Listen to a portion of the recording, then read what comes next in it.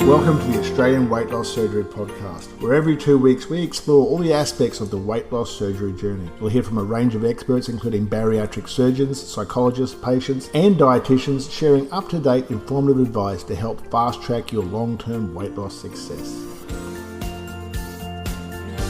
Hi guys, and welcome back to the Australian Weight Loss Surgery Podcast. I'm Jackie Lewis, and today I'm so excited to have Lexi Crouch on board. Hi Lexi. Hi Jackie, how are you doing? Good, I'm well, thank you. Thanks for coming in. I'll just do a little bit of an intro. You're a mum of one and you've got your own personal experiencing with disordered eating. So thank you so much for sharing that with us. Through your journey to now, you've made some solid connections and shortcuts, so you're passionate about sharing with others.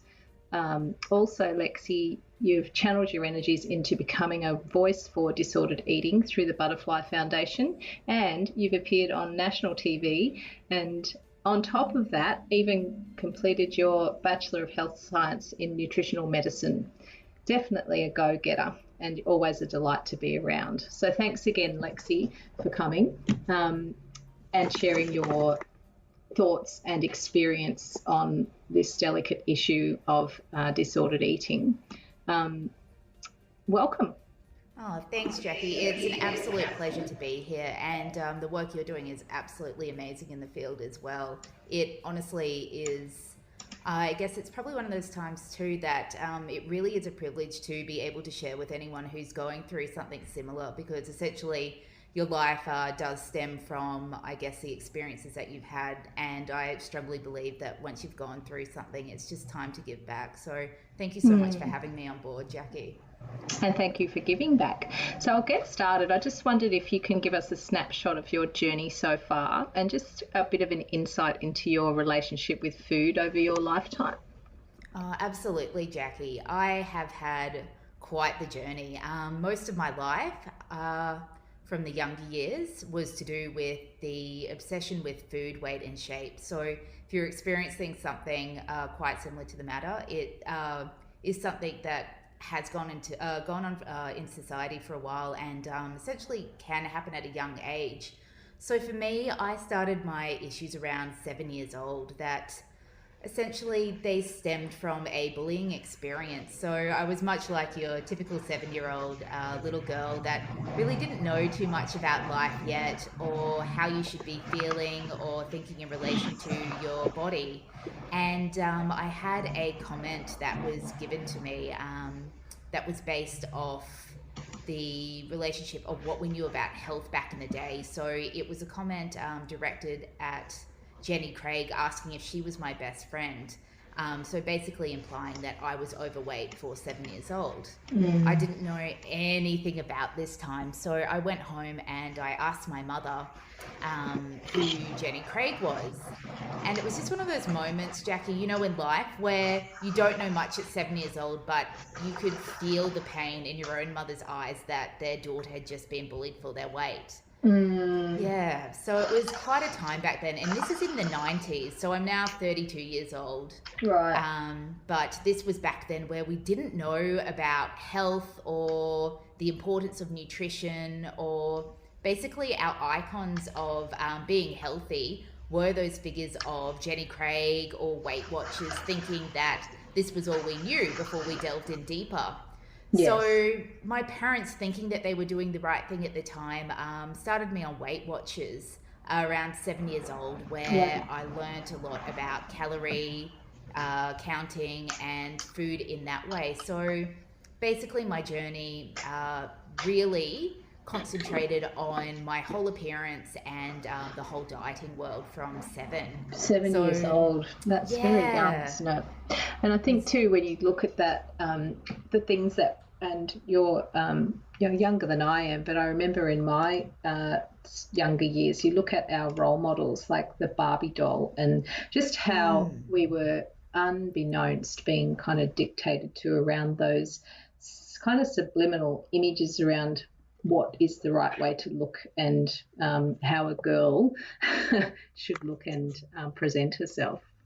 Yeah, absolutely, Jackie. And that's how it was. I don't think we knew what we knew now at the time, and that's I guess, the exciting parts of journey as things do get unfolded that way. But Mm. there was that whole world and that culture around the Barbie doll and Weight Watchers and having those really radical diets. Remember the ones where it was just black coffee was considered a meal because we did all those ones that our grandparents would have engaged in because we just didn't have the ability to study like you and I both have with our degree to really get a picture of what health was. Yeah. So my parents definitely thought we were doing the right thing at the time. And being that 7-year-old, most of my friends I remember were concerned about how much cake they could eat at a birthday party, whereas I was constantly calorie counting and it became my world. So by the time I was 13, ingrained.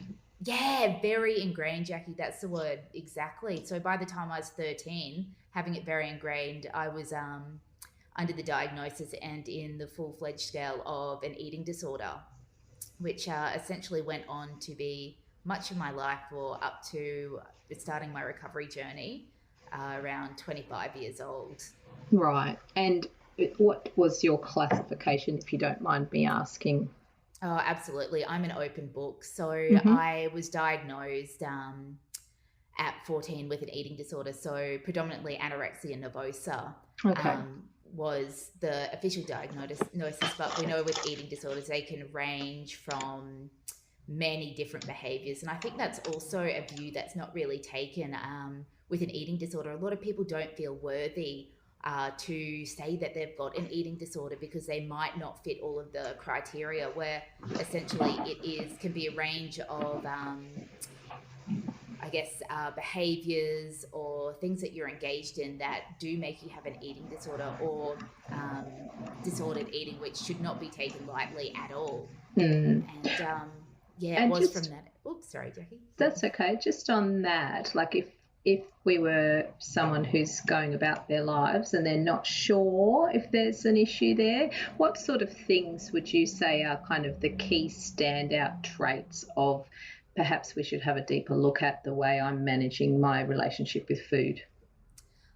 Yes, so I think anybody that is having even a concern or that conversation in their head of, is this okay? Is there something wrong with my eating or the way I am? Is the definite sign that you should be asking for help or even getting an inside view that something isn't going right, because essentially our relationship with food, weight and shape should be one that shouldn't even cross our mind. So if we're spending too much time thinking about what we're eating or our appearance and it's overtaking our daily life, it is definitely a time to reach out and get support wherever you can.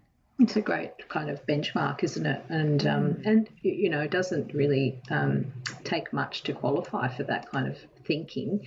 And I know from my own perspective that that's kind of what led me to nutrition, is kind of the pendulum swinging in the opposite direction from an over connection with food and exercise in my younger years as well. And I think that's been the positive, is that I've kind of channeled that energy into a more positive kind of outcome with investigation and looking at that big picture of health and balance, rather than, you know, I think a lot of us can get into eliminating food groups and trying this and doing this week and, you know, setting up all these different structures around our food that, it just does take up a lot of headspace and energy as well.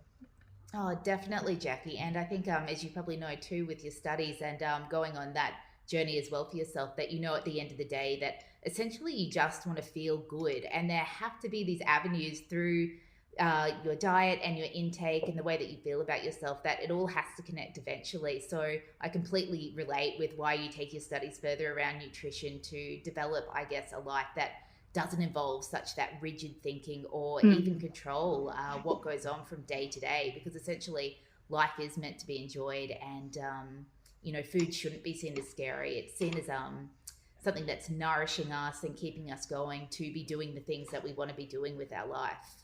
Exactly. I think that's the key too, is looking at its purpose, keeping us going, keeping us healthy, keeping our minds healthy, that sort of thing, rather than sort of this. I think also over the last maybe 10 or 15 years, the focus on food in our daily lives, and the understanding that every meal should be this incredible experience. When you look at all the TV shows that are focusing around, MasterChef and My Kitchen Rules and that sort of thing, I think it kind of pervades that idea that, yes, food is wonderful, but it also has a purpose, and it's basically, it has a job to do, and that's to nourish us. So not every meal we put on the table should be an extravaganza. Yes, yeah, you just absolutely nailed that, Jackie. Yeah, I completely agree with that. And it's I feel like when you do develop that healthy relationship with food, it's more listening to the signals of going, I'm hungry, and you have more of that intuitive connection of knowing what you really do need to eat, instead of kind of basing it around these extravagant meals or what I should be cooking. You develop that really nice place where you generally do know what you want to eat and have that connection there. Yeah, that's exactly right. And do you feel, what do you feel has been the key in your transitional thinking and your understanding of looking after your health and the way you think about food?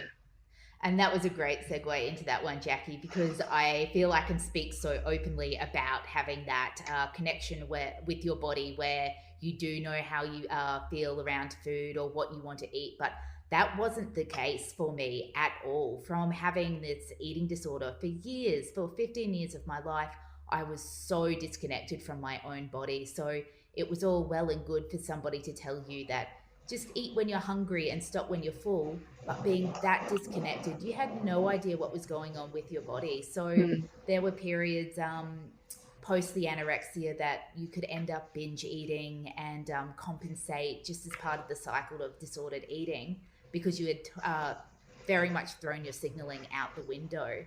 So what really helped me in the long run, I was in the medical system for many years, and we tried many different treatment programs. So I had up to 25 hospital admissions in my time, and my parents just never gave up searching for the right option. So essentially, conventional medicine really saved my life. I was in some very life-threatening situations there.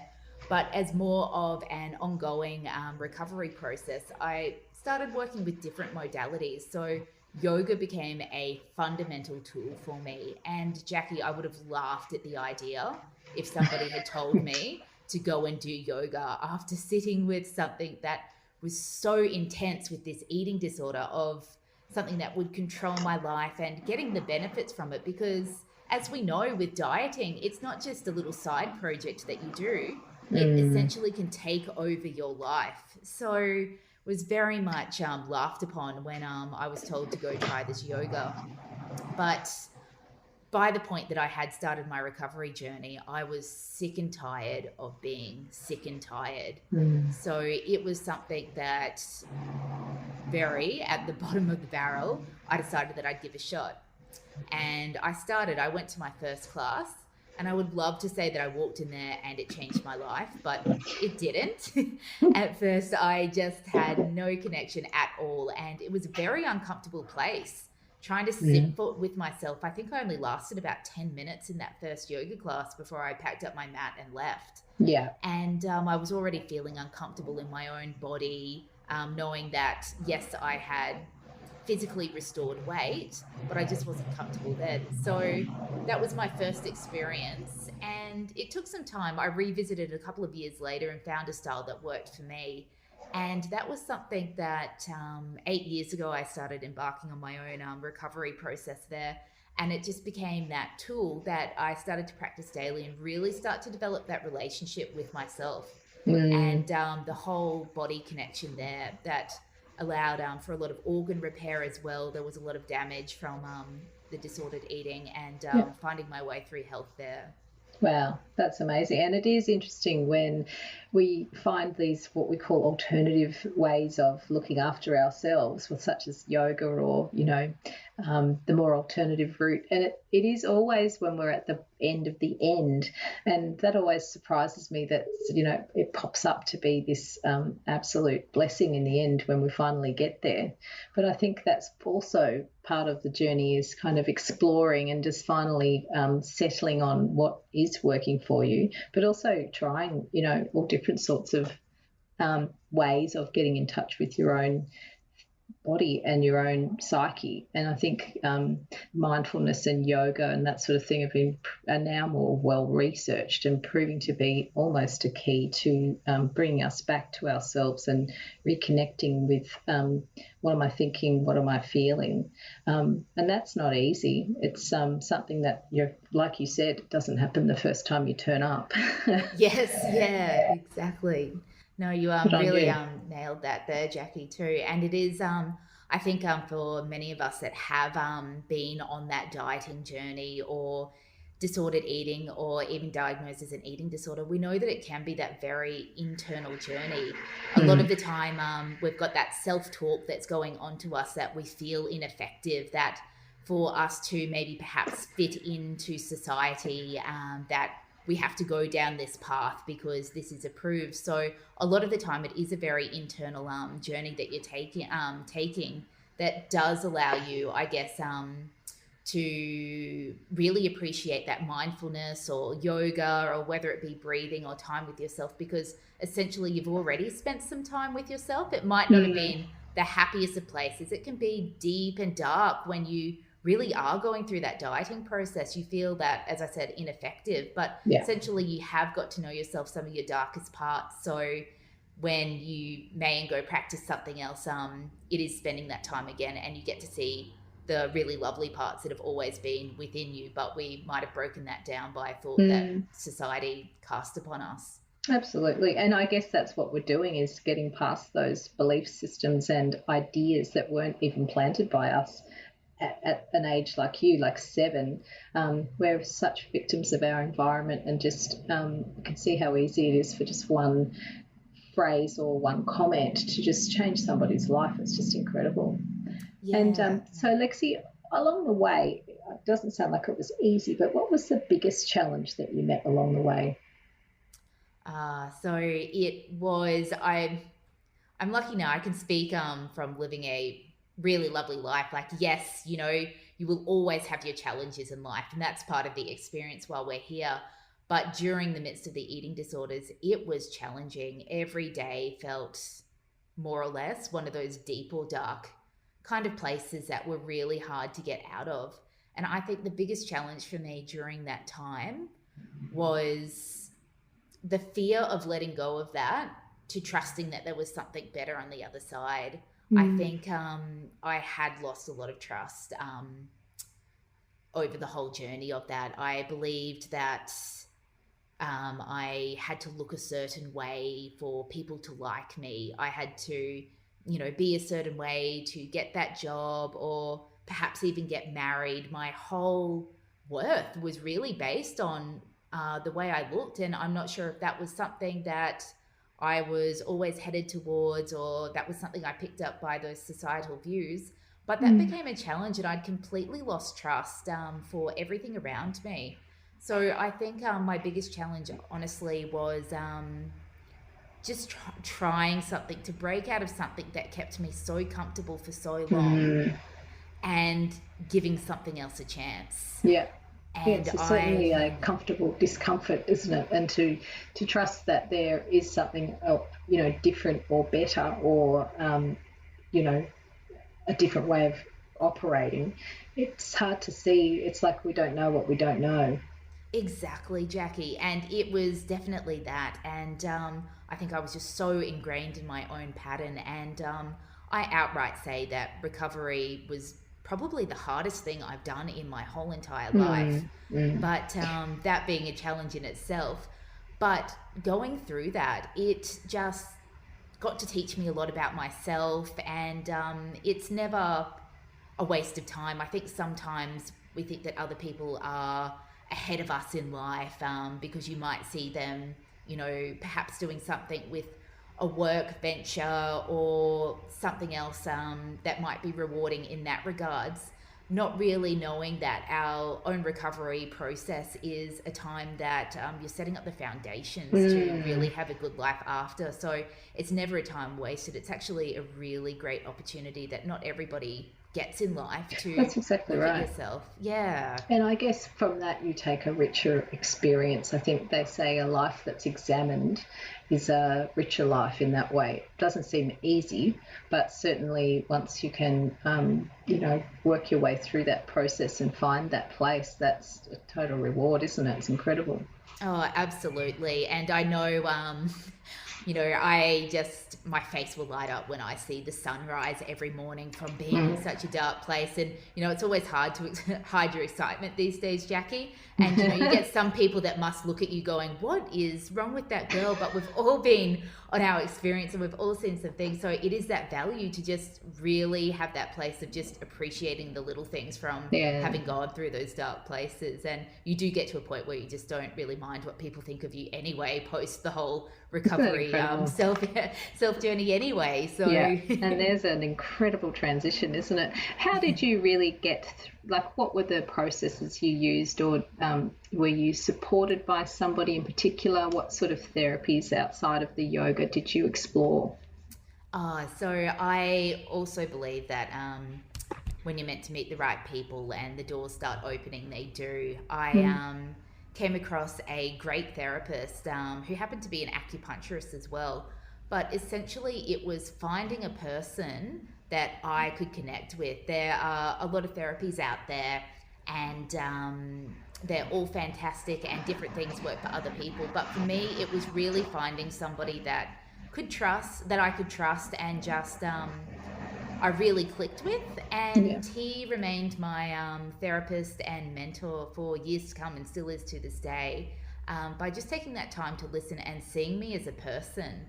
So that had a lot of power in itself, was finding somebody that you could really connect with just to talk, because there is a lot that's stored on with eating disorders or disordered eating, because you tend to bottle things up thinking that you might not have that worthy nature to say things out loud. So it was a combination of finding a great therapist, and acupuncture worked really well for me in the regards of it did a lot of organ repair for me that I'd taken my body pretty far to the extremities there. So that started with the whole rebuilding process. And again, when we were talking about our studies of nutrition, so seeing food, how it can actually benefit you, like really changing that picture of not the input versus output, this is bad food, this is good food, losing that whole thinking of that black and white thought train to let's look at a broader picture here. And generally, Jackie, I believe that by breaking down those blocks in life, it just started to really work for me, and a lot of doors started opening through recovery that way. It's amazing, and it's not a fast process, but it sounds like you're just persistent and found the right people. And I think that's one key, is that if you're looking for help and the first person you see is you're not quite sure about, don't stop there, just keep on persisting. And generally I think once the student is ready, the teacher arrives. So it's all about, and like you said, nothing's wasted. So even if you feel like there was a period you spent with one particular practitioner that the outcome isn't finished, it is a process and it does take time. So looking at that kind of multifaceted approach from, getting some good guidance on nutrition, as well as looking at connecting with your body. And so I don't think there's one person that can be the full answer. No, I totally agree, Jackie. And I believe everyone that comes into your path, they're always planting that little seed. So even something that they say to you at the time, you might think that's outrageous or ridiculous.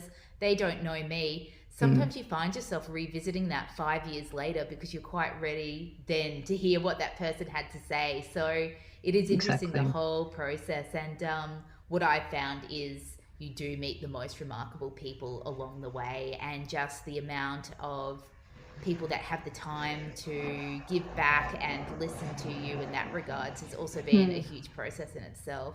It's amazing. And so on that point, where do you suggest, if any of the listeners are sort of starting to put the feelers out for support, where do you suggest is a great place to start with gathering some information or looking at, who might help in this area?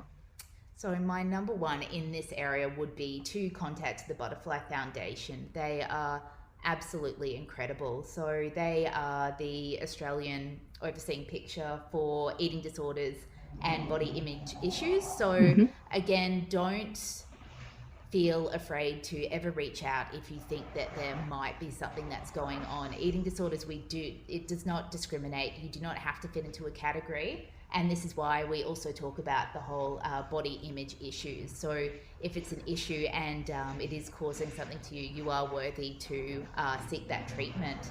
And they offer online groups. They have a helpline that is available from 8 a.m. till 12 a.m. every day, where they've got counsellors. You can remain anonymous, who'll talk to you to get through, because we know that this is a hard job to have an eating disorder or issues of the sort. There are people there who do listen and are able to be with you should something come up that you need to talk about.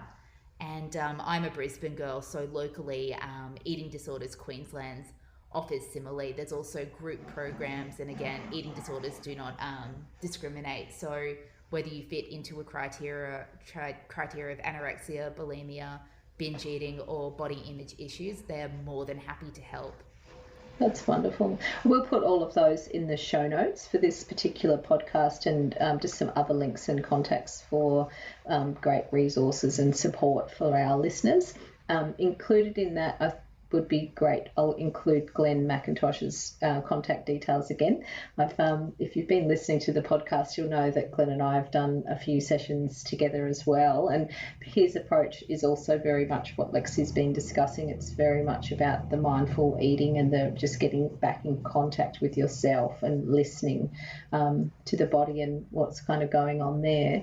Lexi, are there still things that you can slip back to when life gets challenging?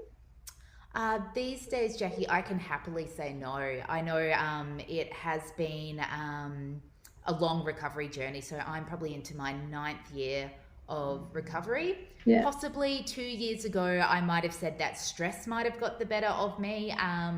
That was something that it was just a pattern that that's how I would handle my stresses. I would slip back into the eating disorder. However, during this time of having my yoga daily practice, and I'd like to point out, of having exercise addiction, it is not the same every single day. There's days that you're listening to your body. It might just be turning up on your mat for a gentle stretch. There might be days that it might be a more vigorous practice, but essentially that has kind of replaced, or not kind of, it has replaced when I would go back to the eating disorder to be a feeling or experience in my body that I know is going to nourish me and actually make me feel better than the eating disorder did. So I know that there are times that I might like to spend a little bit more time on my mindfulness or on my yoga mat. And I never say never. You never know, life can throw you all sorts of curveballs, but it is very nice to have a place that you know that you can always go back and feel good, which was essentially what I was always trying to do with the eating disorder. It was my safe place. Yeah, right. It's amazing what can feel safe, isn't it? And just the transition you can make from having that feel like your safe place to a beautiful, peaceful, time with yourself and understanding yourself to the point where you know what you need on a daily basis. And I think that's the key, is looking back from also my experience where vigorous exercise was the key to everything, in my opinion. It didn't matter how tired or how much I'd done the day before, I could still throw myself into it at 110%. So to have that balance of, I don't really feel like running today, I'm just going to do some stretching because that's what I need and that's what's going to get me through the day feeling better. That's a real key to understanding, I think, what you need. And as well with food, I think now there's that kind of internal understanding of, I need some protein with that, or I need more veggies, and it's just becomes this innate conversation rather than a dictatorship. And I think that's where that rigidity gets left behind, and that more organic approach to exercise and how we feel, not so much kind of how we're looking all the time, which is a real key. And it comes with work and introspection and focus, I think. Would you agree? Oh, absolutely, Jackie. And it is definitely what you're saying. You know that when that is happening in your life, that you're definitely on that path to liberation, which is essentially how you do really want to feel at the end of the day, to be free of something. And it gives you that really nice experience to be able to know that you trust yourself and life has got you. And basically that's really what you want to be asking for at the end of the day. It's just the best feeling after feeling like you've been tormented for years. Yeah, absolutely. And as a mother, how do you feel that your understanding of all of this will be a support to your daughter and maybe friends of hers that you experience along the way? I'm quite looking forward to this, Jackie. Actually, it's there is a genetic link with eating disorders, and there has been some patterning in the family line. And I'm wondering if this is kind of the circuit breaker, where it kind of models to my daughter that food is just food. And I say that, it sounds very lightly there, but that was something that I used to work on for years of my life, to see that food was just food. So I'm hoping that this kind of just sets up that healthy role modeling, that there might be something a little bit more to life than obsessing about what we're putting into our mouths or how our bodies look. And you never know, as life happens, and a person as an individual may take their own path. But I like to think that at this point, she's 4 years old at the moment, so very much starting to see that personality to develop, that just seeing that in our life, that we have the food to do the things that can be enjoyed so that we can go live great lives. But let's see, Great approach, and it is interesting when you say that that could be the mold that gets broken, just with that learned experience and environment that just helps those genes to stay quiet in a lot of ways. Yes, watch this space. I'm interested myself too, Jackie, to see how it heads. Our little child experiments. Yeah. Well, thank you, Lexi. Is there anything else you'd like to add that we just have missed out, or something you'd like to share with others, or any kind of encouragement for those looking to sort of get started on their healing journey? Yes, Jackie, I'd like to say, I know that I did touch on this, but it is one of the hardest things you will do, recovery, but it is the most rewarding life on the other side. So there are so many days that you feel like, yes, I'm jumping on this recovery process, or, you know, today's the day that I'm going to do this. Don't be upset or, I guess, disheartened if 2 days down the track something happens and you're back on in the place that you thought you were. It is a huge process, and it's not that linear straight line. It's recovery. I wish that there was a pie chart that I could give you to go, this is going to happen here, this is going to happen there, by this time you're going to feel like this. It's not. It is a massive squiggly line, but you learn something through this, that you kind of pick up little pieces on the way. So if anyone that's starting on their journey, don't get discouraged. You are learning in the process so much about yourself, and it's honestly a really magic life on the other side. I never would have thought I was living the life I am now, or the opportunities that present themselves just from keeping at it. So as much as that energy that you've got going into the diet, I can tell you that energy and life is waiting for you on the other side. So you've absolutely got this, and good luck. You've got this. Wonderful. Yeah, you've got this. I love that. So on the show notes, we'll add some links to some support areas you can head to, and any resources and books or links that you'd like to share, Lexi, we can post up there for you as well. Thanks so much for sharing your story. I'm sure it's it's wonderful to hear you giving back, and I'm sure it wasn't easy initially to be so courageous as to, be a beacon for those who are also in need. So, we're really grateful to have you as part of the Australian Weight Loss Surgery podcast.